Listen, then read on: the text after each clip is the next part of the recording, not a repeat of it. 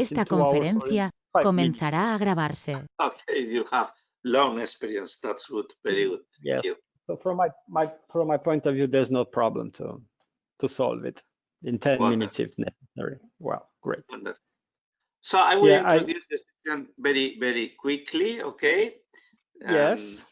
Today we will speak about the short value chains in agri-food. That title, it's I think self-explaining, okay?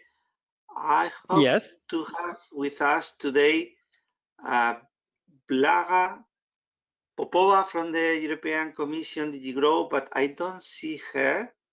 So perhaps we should wait a little just to have her with us, okay?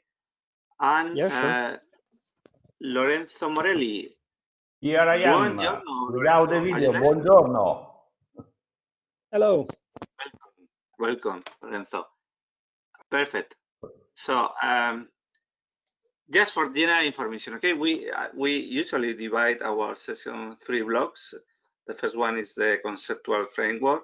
You will have every speaker will have something like 10 minutes, and later we will go to the general discussion about what you said, but also any other perspective or idea proposal from the rest of the audience. We propose you to be short on the speeches later during the open dialogue, just to allow everybody to participate. And also we propose you to really participate. Okay, so don't hesitate to state your ideas and contribute to the general discussion. Okay. I don't know if we have with us Blaga. Are you there, Blaga? Good morning. This is Manon Prado. I'm a colleague of Blaga's. I think she's not yet in the call. I cannot see, but I see her online, so I think she will join in a minute. Okay, we will wait. If not, we could change the order. I imagine that that will not create a problem, a real problem. Okay.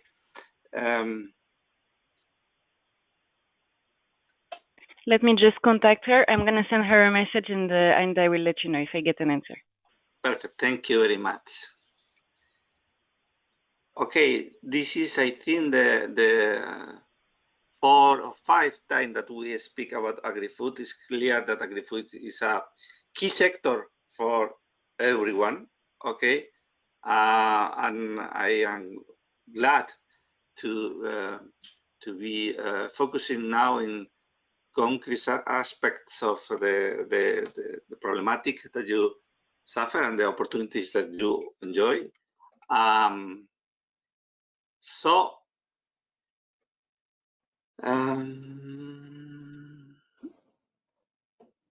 I would say that for your information, we are going to just for general information while we wait for Blaga, we are going to have morning sessions during all this month, okay, July, but we will stop beginning August. During the month of August, we will not have morning sessions, okay, and probably we will return with September, okay. This is this doesn't mean that we will stop all what we are doing during August, but yes, the morning session, as there will be a lot of people that will enjoy the holidays, I hope. Okay. So if we don't have any news from Blaga, so she's trying to connect. She's trying to connect, she told me.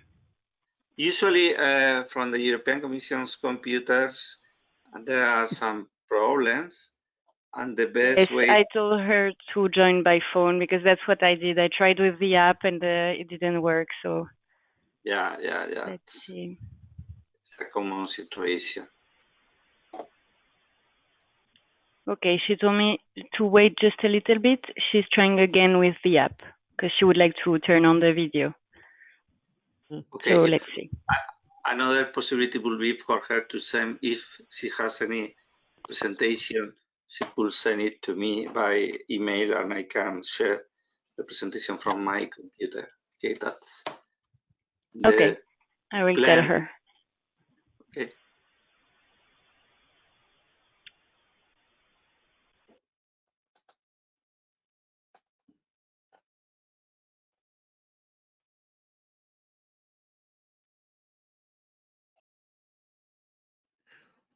Also, while we wait for your again for your information, we are going to focus our last. Welcome. Hello. There are noise from somebody. Oh, sorry, it might have been me. I didn't mute my microphone. Excuse me. Okay. Will she agree on skip to the second presentation? Yes, she just said that you can go on with the next speaker, and then when she connects, she will give her presentation. Perfect, perfect. That way, she will be she will have more time and everything could be on schedule. So, Felix, we will introduce you now, okay? And Yes. would you like to have the presentation rights? Yes, please. Okay. Welcome again, and now the floor is yours. Well, then, if the floor is mine, I will start saying hello to everybody, and I'm very glad to be here. Unfortunately, well, DigiGrow it's late, but for sure they will come, and you can discuss on their position, our position. Very shortly, I will start introducing, of course, our cluster and our ecosystem, and then a short view about what's happening in Romania and what kind of solutions we try to propose based on what was happening during the COVID crisis. So shortly, we are a cluster in Romania, in the northwest part of Romania, and our idea at the moment is to become an innovation pole of research. We started in 2013 as an emergent cluster. Now is a gold cluster recognized by European Union, and also is part of Clustero, which is Romanian Association of Cluster, who's part of Cluster Alliance, European Cluster Alliance. Well, based on our subject, we create inside of our cluster the entire value chain. So as you can see in this presentation, actually we have all the actors which are required to create a value chain, starting with inputs and ending actually with the last part, consumer, direct consumer connections like stores and different kind of solution to sell our products. Of course, they are producer, they are a processor of food, and on the top you can see that we have different kind of research and universities, and also administration, local and regional level. We have different kind of partners. This is around 80 plus now, around 86 with a living organism. We are attracting new members during the time, and you can see the most of them are going to enterprises, especially small companies and small and medium companies, including mostly micro companies, and you will understand very shortly why. Well, we are located, as I told you, somewhere in the northwest part of Romania. This is one of the development region of Romania, northwest. We are located in Cluj, which is the capital of that region, and we intend to create different extension in different areas. We call it counties, which is a small administrative units of the of this. Well, during the crisis, we realized that acting only on the small region, as we see on the northwest part of Romania, we decided to create at the national level, with support of Clustera, as I mentioned before, an national network of cluster in the sector of agri-food in Romania. As you can see, there are at the moment 7, and they are located in all the development region of Romania, each of them trying to connect the value chains on the region, and also we try to create a synergy and an ecosystem of the cluster in agri-food. So that was an initiative to have a better voice in negotiation with the government and not only.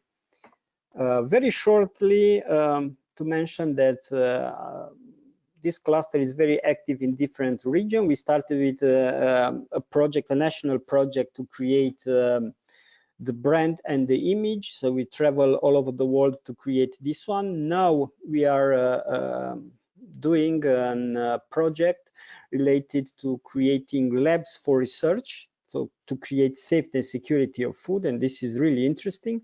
We promoted entrepreneurship in the food and agriculture industry.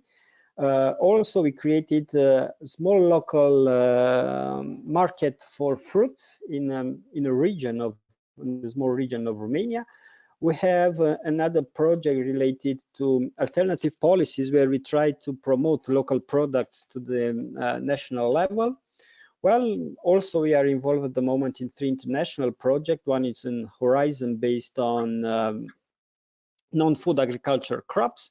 Another one, it's a COSME to create an European eco network to export European products outside of Europe. And also we are running at the moment, we are partners in, and I say hello to Nicolas from Végepoli, which is the promoter of this project.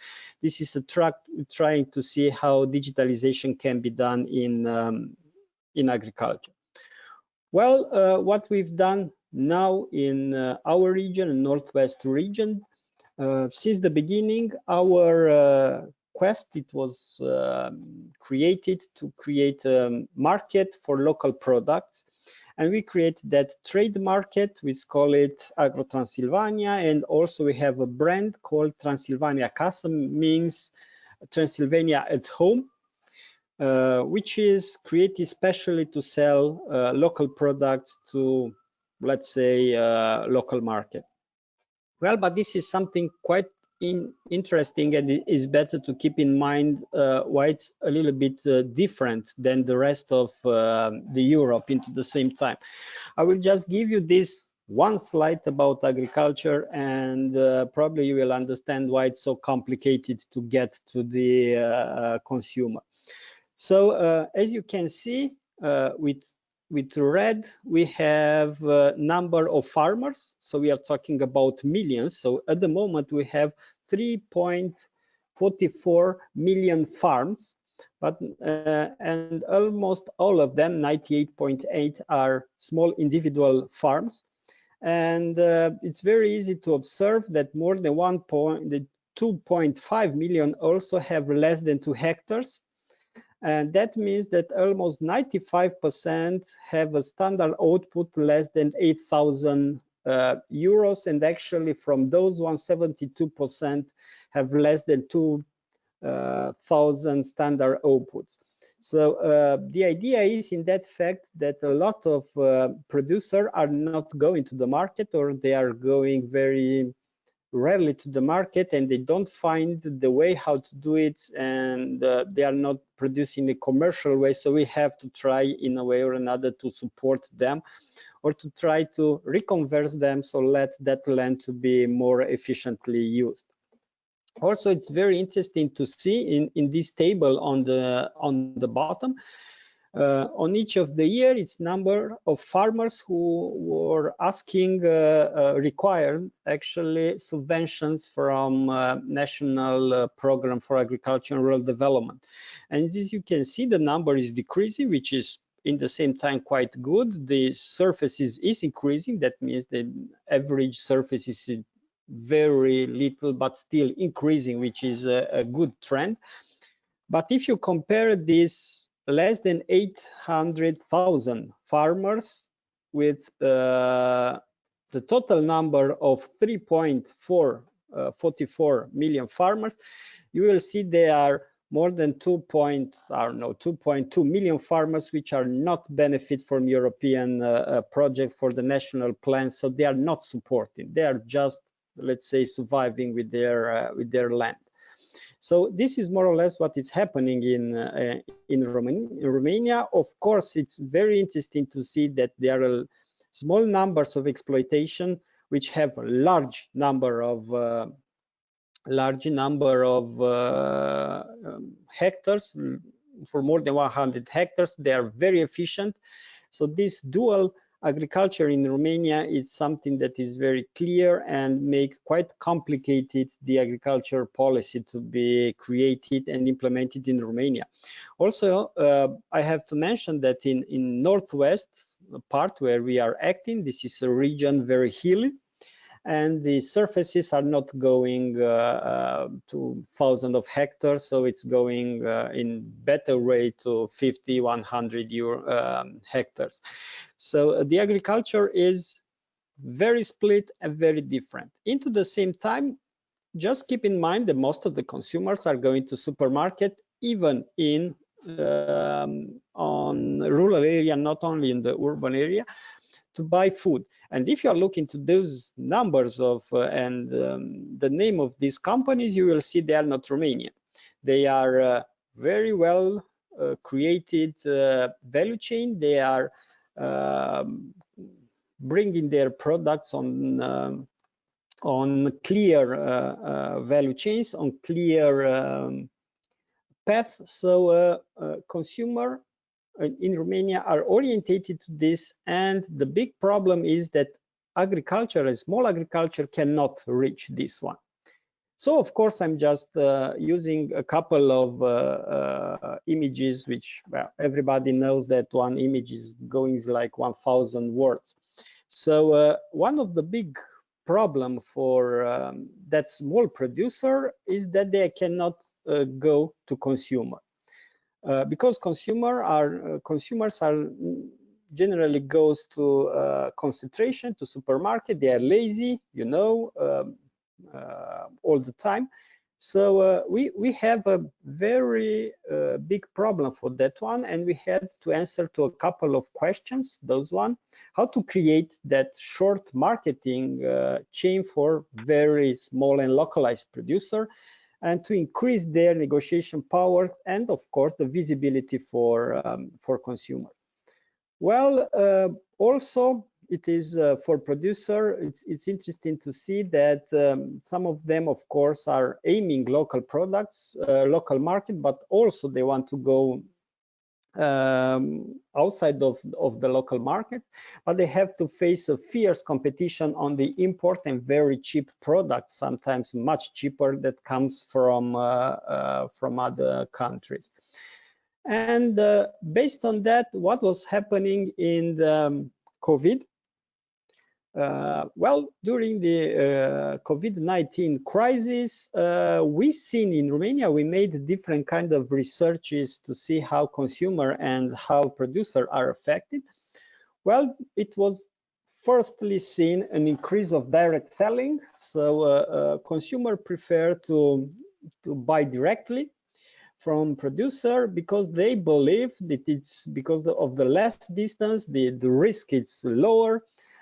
Because of domestic product, they were more willing to believe this is more healthy, and of course because this was delivered at home, very easy and very fast. So they prefer actually to ignore conventional value chains they were involved in before. So they just keep processor and open market and supermarket, and they try to go directly to the selling port. So as you can see here on the right, they created online store where they sell the products. What was happening after that, you can see in red. Life goes on, and consumer go to their regular habits. And this is on the bottom. You see a picture which is happening actually those days. Is the same company that you see it on the top. It's called Produs de Cluj, product of Cluj, which is member of our cluster, and they now come back as you can see, to their traditional way of selling face-to-face to producer, of course, wearing mask and whatever, everything that you know that is happening. Well, the question for us, it was how much we can produce, how much we can reduce the value chain. So of course we want to go directly to producer, but that's not very easy because it's about the market alteration. We are part of European Union, so you cannot skip those legislation. Sometimes small producer, we do not know exactly how safe those products are and how it's these hygienical conditions comparing with large value chains which are controlled in any step of their producer. So what we produce, and that's actually my last part, what we ask, and we decided to ask from the government. Well, during the top of the crisis, and that's possible to come again, unfortunately, we encourage the government to make direct buying, of course, not only for food, but also for medical stuff and clothes and something like that. That's possible. And of course, we ask them to try to support Romanian products, domestic products, and not the price to be the one who make the difference, but also to support into the same time local products and local economies. Also, that's a project we are working about public auction. You know, the public auctions, they are so-called cahiers de charge. And we have where we support there the advantage of local products, but we cannot say the local product just because it's less than 150 kilometers or 100 kilometers, the product is better. We just talk about those kind of products we are certified as label of quality. Even national and international, we create actually in our cluster that framework. We are negotiating with the government and with the Ministry of Agriculture. We created a couple of quality labels. Actually, we are in the process of creating another 2 quality labels. One of them is already sent by the government to European Commission to be accepted to European level. So that will be just one step, so public auction to give recognition and advantage, at least for buying for those category of consumer which are, let's say, more risky, like in hospitals, like for schools, for kindergarten, something like that. Well, into the same time, we are promoting different kind of fiscal facilities for selling together, different kind of cooperative associations. There are a number of these facilities, but producers seems they are not enough. And another part which is more delicate but very important in the moment, it's consumer awareness, because we see that consumer awareness at the moment it's not working, and consumer have no idea how to read a real label. They do not make big differences between products, so we have to promote this one. Of course, that was all. As I promised, I tried to be in 10 minutes. You have my contact details. Of course, you can find it on email all the time. Thank you for attention. Thank you very much to you, Felix. We will come back to yeah, of course, I'm waiting for you. Okay, so I don't know if the Blaga Popova is with us now. Blaga, are you there? Yes, good morning. Can you hear me? Yes, welcome. Thank you. Yes, we can hear you. Can you hear us? Yes, I've been listening to the last 10 minutes of this presentation. Thank you so much. Yeah. Okay, I don't know if you have presentations to make. I don't see if you have connected through the computer or through the phone. Yes, unfortunately, I really wanted to connect to the computer because I thought it's a good idea to see each other so that I can visualize people and also look at the presentation of the colleague. But unfortunately, it worked last time, but this time I had issues also with the browser. So It's good to have the opportunity to connect by phone. I actually don't have a PowerPoint presentation, so it's perhaps even better in this case. So I'm just going to make a quick presentation on what we're doing in our unit and a few initiatives which I think would be interesting for you, and some avenues that we can collaborate and exchange ideas. So this is basically the idea of my participation. So how did this actually materialize? Well, I've been in contact with our colleagues that are dealing with clusters and the clusters platform, who told me about the fantastic work that you have been doing during the COVID crisis and the fact that this is continuing now on a regular basis. So I'm working in DG Grow Internal Market and Industry in a unit which is dealing with the food sector. So the food industry, but also a bit more broadly, the food supply chain. So we work on policies to improve the competitiveness, both in the internal market, but also externally, of EU food production, specifically food processing, on the better functioning of the food supply chain in Europe, and more recently also on sustainability. Now, what we have been doing actually over the last month is as colleagues in all sectors of the economy, looking into obviously the effect that the COVID crisis has had on the functioning of the agri-food sector. And here I will expand it, because we actually no longer look at a sectoral approach, but we use this ecosystem approach. You may be familiar with some of the aspects of the EU industrial strategy, which was published earlier this year. And the ecosystem approach is basically at the center of the way that we look at the different areas of industry in the economy. So no longer restricted to only the sector, let's say the industry as such, the food industry in this case, but look at it more broadly as a system, which would include the whole value chain from farm to fork, but also more broadly the suppliers of inputs and services for operators, all the way up to the consumers and the supporting services and enablers, such as, for example, research and development, innovation, and so on.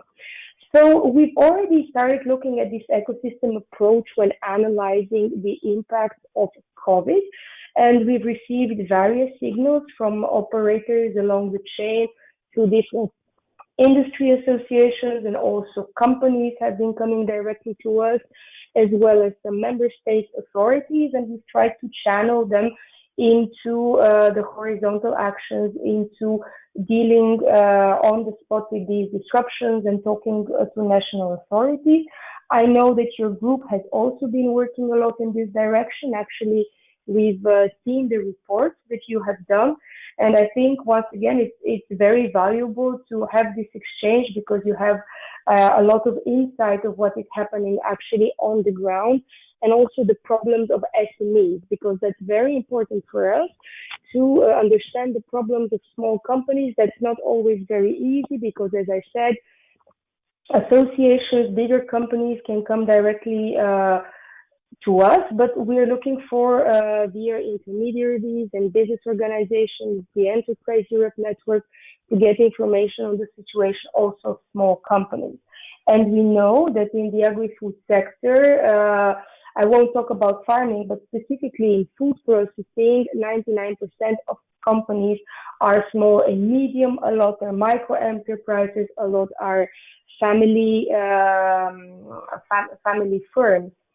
So that's very important for us. So, of course, we have made this analysis of the agri-food ecosystem, and we've seen a lot of the disruptions that I see that you have also been discussing, which were linked to logistics, the movement of goods, the supply of the necessary materials such as packaging or other raw materials, the movement of workers, the availability of workers, ensuring the safety of workers in food factories. We've obviously followed the situation also for meat production, and actually the commissioner for industry, Mr. Breton, has been very active in reaching out directly to producers and to companies to also hear their views and then channel these views directly in his conversation with national authorities at ministerial level.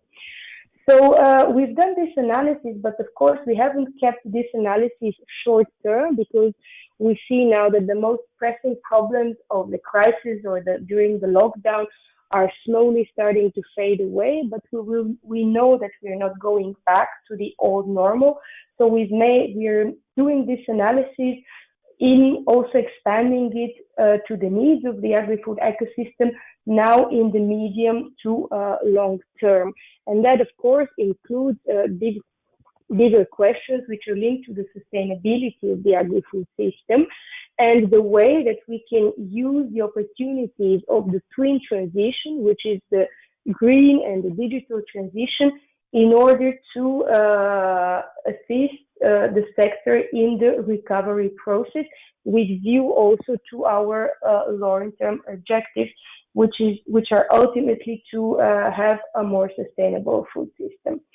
So I think that your ideas into looking at these aspects of a sustainable green recovery, but which also takes into account, of course, the immediate needs, because even though the food sector has continued to function, and you know that better than me, there have been significant issues which have been linked also to actors in other ecosystems with which the agri-food ecosystem is intrinsically linked.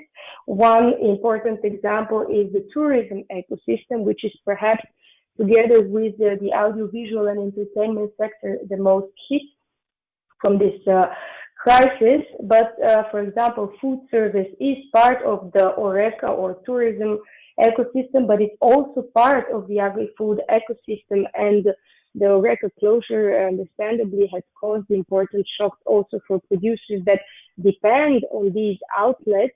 For example, producers of drinks or specialty products that sell mostly via those channels.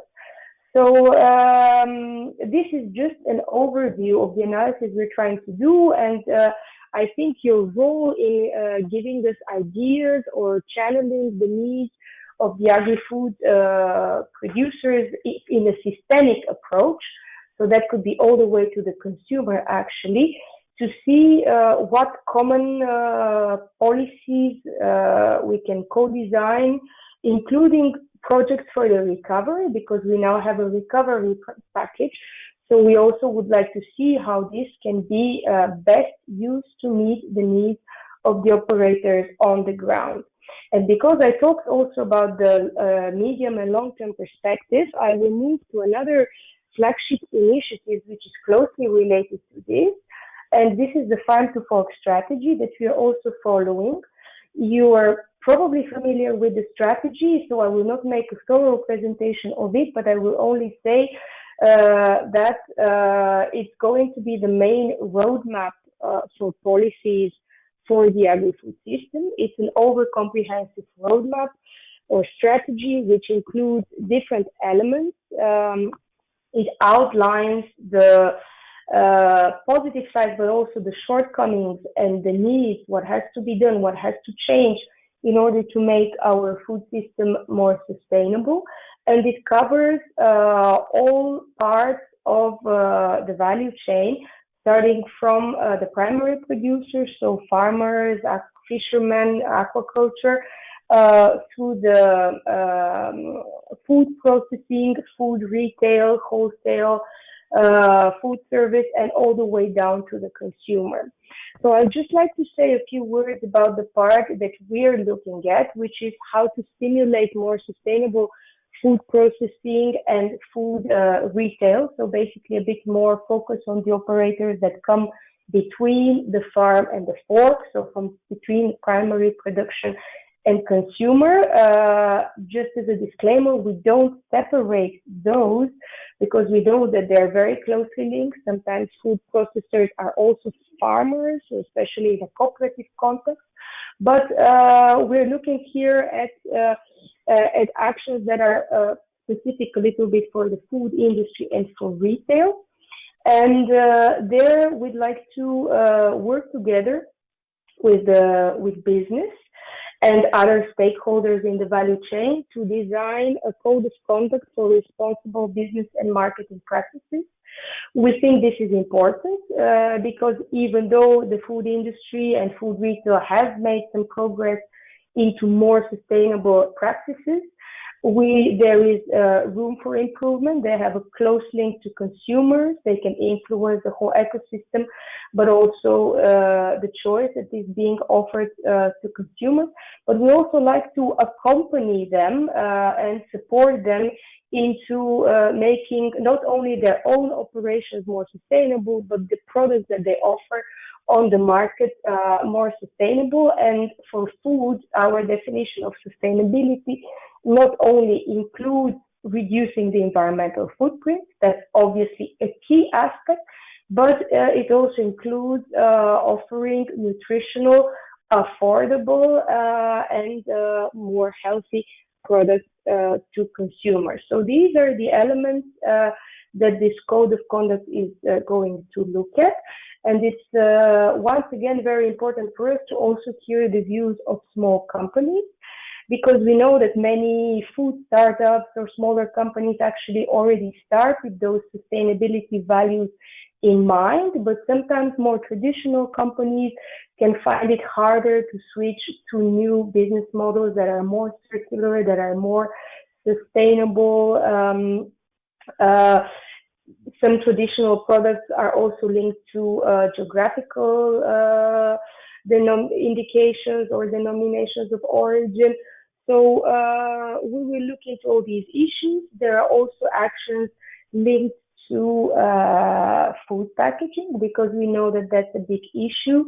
And there we're looking at, again, how to support more circularity, more recyclable, reusable packaging, not only for food industry and retail, but in this case also for food service, because there we have a lot of single-use cutlery and packaging, which is immediately thrown away. We see now also a surge in online sales from food service, and home delivery has basically surged.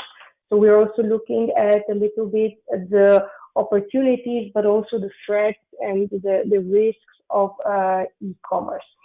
So perhaps I will stop there. As I said, the strategy is over comprehensive. There are much more actions that are specifically focused on farmers, on reducing pesticide use or better use of nutrients when it comes to fertilizers. And we also have actions for consumers, which obviously will impact producers, because one of the actions I heard in the previous presentation mentioning the importance of sensitizing and providing clear and proper information to the consumer, because it's the consumer who will have to make the choice. Well, there are several actions in the strategy which are aimed at promoting sustainable food consumption, empowering consumers to make the right choice, the healthier choice, the more sustainable choice, but that has to be balanced, of course, and that's the big challenge with affordability and where we find the right balance. So one way of providing information to consumers is through providing information on the front of pack. So there will be an action on front of pack nutritional labeling, which we're looking into having a more harmonized approach.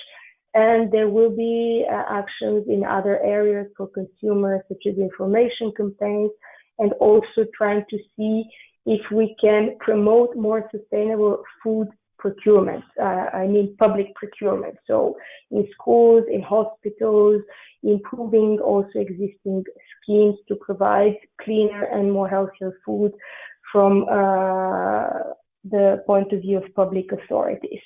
So I think that I will stop here. I am ready to take questions if necessary. Once again, to underline that that's not a thorough presentation of the strategy, but I think it's important to sensitize you with these aspects and see how we can connect the recovery needs with those objectives of the farm to fork strategy. Thank you very much, Blaga. I see that we have a lot of things that we could share and collaborate in the future. Thank you for your offer, and we are totally at your disposal. And as I am also convinced that there will be some question for you next. Okay, but before we will finish our conceptual framework block with the participation of Lorenzo Morelli from Cremona Food Lab. Are you there, Lorenzo? Yes, I am here. Can you hear me? Yes. Okay, so I am opening your presentation Yeah, okay. now. Just to introduce myself, I am a food microbiologist. We are working in one of the area of Italy with the highest death toll, let's say, due to COVID, and within a country that really had a lot of problem with COVID. And what happens is that we have turned, this is let's say, a chronicle from a real situation, because we have turned during the lockdown of the COVID an ongoing project. It was called Cremona Food Lab. I beg your pardon, some of the slides are still in Italian, but I will translate the essential. Because we were building up, thanks to some funding from the regional and the common government, we are creating a district. We realized that, as usual in Europe, most of the food producing companies in that area were very small. They were micro industry, and so they were not able to afford, let's say, problem, had to export their product to face the sustainability changes. For instance, we are working a lot in turning packaging into a sustainable way. And so we have received, the next slide, some money for focusing on bakery, confectionery, and dairy, that are the three major products of this area. We have received a substantial amount of money, 2.4 million euros, by all this regional government, the Chamber of Commerce, and so on. So that was the situation. Within this project, we have focused only also, the next, please, on creating a net with the companies. We have done a lot of workshops, a lot of seminars with the small companies, and we were extremely successful in this. We have called laboratory for the food industry, but were not really industry. You have to think about companies with 3-4 person, mainly family-owned companies, and so on. Okay, so what happens next? The next one. We have thought at the beginning of this project that we have to focus on also on the last, but really not least, ring of this value chain, that are the consumers. The consumers, and I don't know in the rest of Europe, but in Italy there is really a mass of fake news running in the web about food. And I was the dean of the faculty for 8 years, and my last official providing was to have a new colleague, but not from the agricultural and food area, but from the psychology food area. My colleagues say that it was for me. I need a psychologist after 8 years of dean, but in fact I feel that, and the last part of the previous two presentations put a focus on the consumer and how the consumer are able to understand what is going on in the food area. Well, we are focused on this. Okay, the next.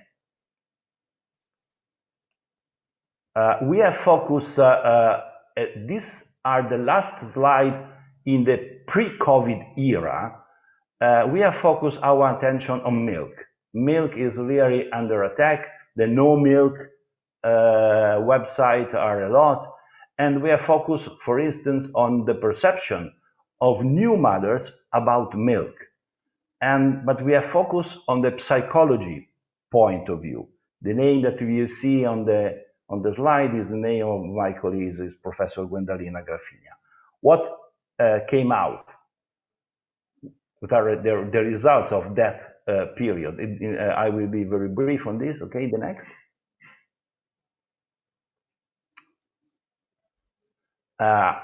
This project, I forget this slide. This project is, let's say, aligned what is also the European era, and suggested that, just to understand, in the food system approach, the consumer engagement, the consumer behavior and perception of food. That was the goal of this part of the Cremona Food Lab project. Okay, the next. And what turned out is that we had a dramatic reduction in consumption of milk, especially in young people, without any serious healthy problem. They are not lactose intolerant, they have not intolerance to milk, to protein of milk, but the millennials are reducing more or less 20% the purchase and the use of milk. And it is quite worrying. You have to think that I live in Po Valley that produce more than 80% of the Italian milk and the Italian cheese. Okay, then we can go in the COVID area. Okay, no, it's the most important things is that person that refuse milk say that it's difficult to digest, and 33% of health professionals suggest to avoid dairy products. 33%, something that we have to think about. Next. And the reduction is really worrying, also because it is shared by the new mothers. I don't know in the other countries of Italy, of Europe, but in Italy there is a substantial number of new mothers that provide to the neonates soy milk, not cow milk. Okay, the next. I have to keep also my time. And the problem is that the number, you will see, we have investigated more than 1,000 mothers. That is not really a small number, and the tendency is growing in the time. Okay, next. The next one. Thanks. Okay, then the virus arrived, and we were particularly stricken by this virus. We had the double figures of death toll compared to Italy. The next. Then we have turned our methodology to investigate what was going on with the consumer during the lockdown. We have done 2 waves of research all over Italy, 2,000 of consumers that were interviewed 2 times. One, the first wave during the lockdown, and the second wave during what we have called the second phase, when shops were more free to be used, but we have to wear the mask. We have to wear the mask in the shops and so on. And so what we have done this kind of survey. The next. And what is really interesting is that, okay, the consumer were worried in general, okay, to be stricken by the virus. There was an increase. It was really surprising from wave 1 to wave 2. So when the situation was improved, vice versa, the worry were highest, perhaps because the people were more conscious about the problems that we have faced. And in the next slide, the problem is that, and this is something that has to be taken in consideration at the European level, 24% of people really believe that food could be a vehicle of infection. They don't trust fully the food safety as regards the virus, the presence of the virus. So 24% of Italians believe that food could be a vehicle for the virus, and 32 are, let's say, in a gray area. They react, they say, I don't know, I would like to have more information. And this is something that we have to really keep in mind.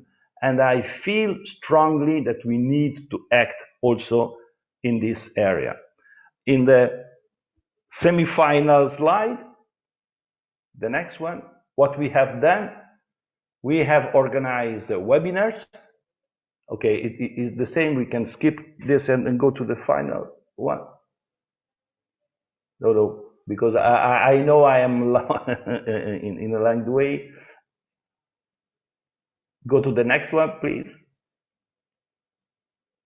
Okay, we have organized this kind of webinar that was June 26th, so very recent. And we have 30,000 contacts for this webinar. Just to explain what is going on, the title was the COVID-19 a table. So really the COVID-19 in the fork area. And after the webinar, we have thousands of emails asking for more information. We need a new secretary just to handle the email. And that was how we have turned a project that was funded in a local way with totally different, let's say, scopes, just to cope with the COVID crisis. And with this, I can thank you for your attention. I hope to have used only 10 minutes of my time. Thanks to all. Grazie mille. Very, very interesting topic. I'm very present at this moment. Okay, so I really think that we need to work on this. Yeah, for sure. And it will be very. There is a lot of things to say about this. Anyway, as we have very, very few time, I open the floor for questions and comments from the rest of the attendants. Who is the first?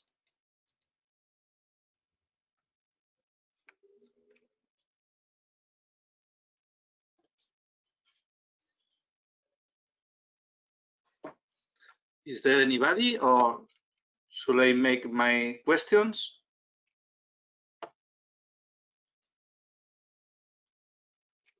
No? Okay, there are some comments on the chat. Okay, one is from Elina Binia Porsi from Moldova, asking if the Felis or the Romanian clusters are thinking about expanding their activity outside. Felis, would you comment on that? Well, yeah, that's a very nice question. Thank you, Elena. Yes, we are planning. We already work with entities from Republic of Moldova. Actually, after this meeting at 10:30 Romanian time, meaning 9:30 Central European time, I have a meeting with somebody from Republic of Moldova who is interested in sharing the experience and probably to disseminate it in Republic of Moldova, especially for this. So yes, we can discuss about that. Please use my contact details, and we'll be very happy to support you in this movement of clusterization and to share our experience, and why not to expand our branch in Republic of Moldova will be quite interesting for us. Thank you, Elena. Thank you. If not, I can continue with my own questions and comments. Okay, that is for Blaga. How do you see that we could best collaborate with your area? What would be the most useful contributions from cluster to your area? Because I know that we are.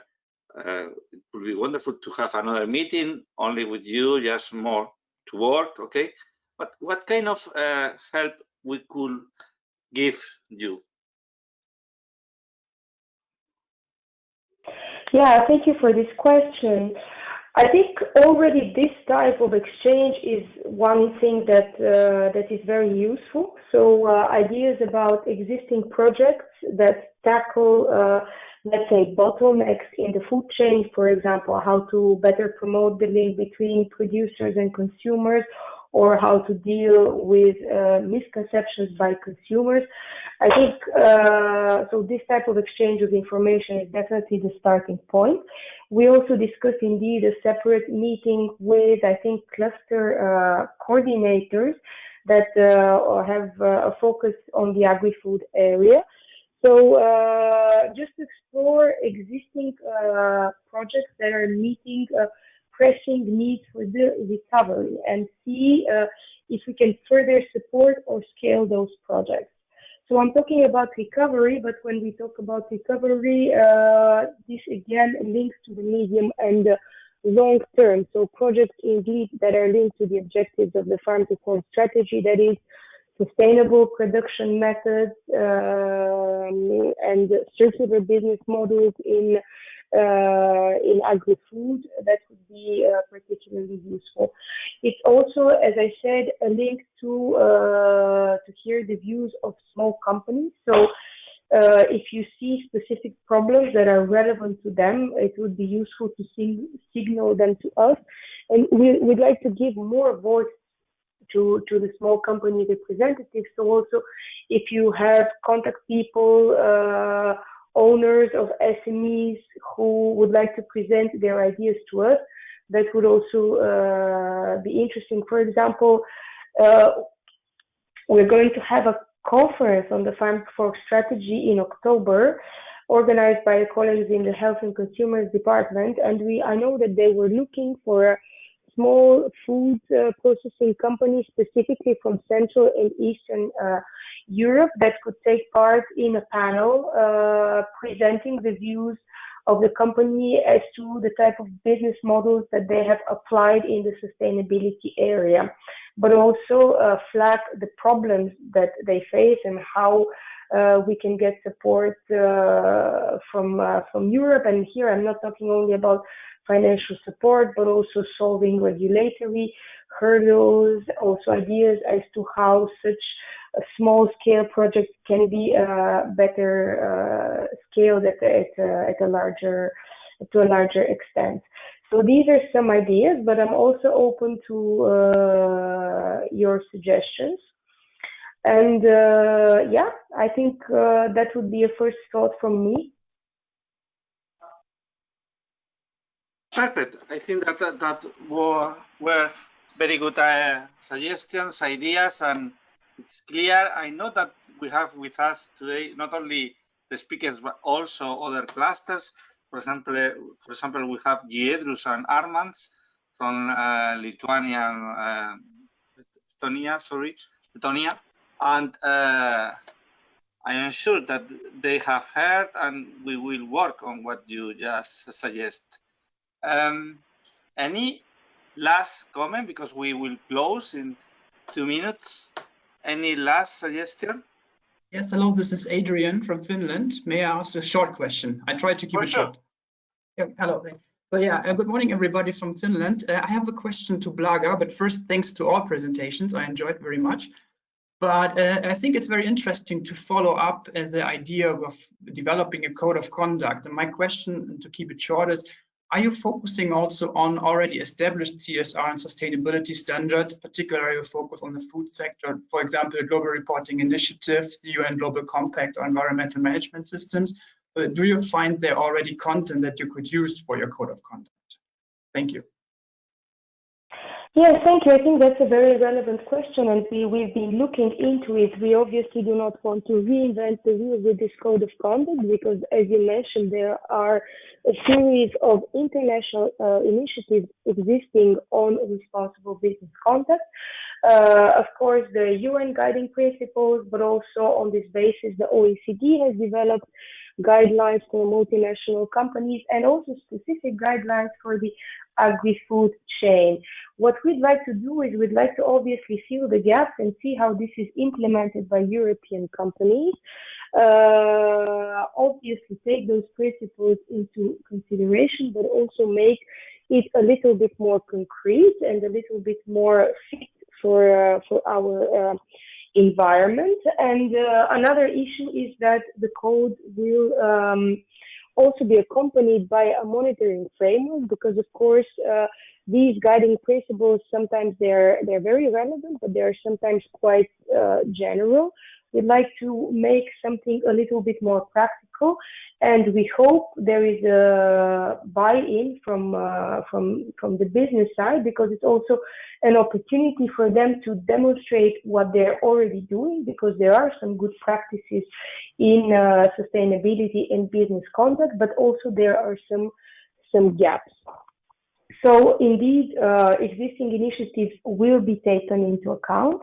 There are obviously some challenges with those principles, and one of the challenges are there for multinational enterprises. We know that small companies may find it harder to, for example, make a risk analysis or due diligence. So we'd also like to look into that issue.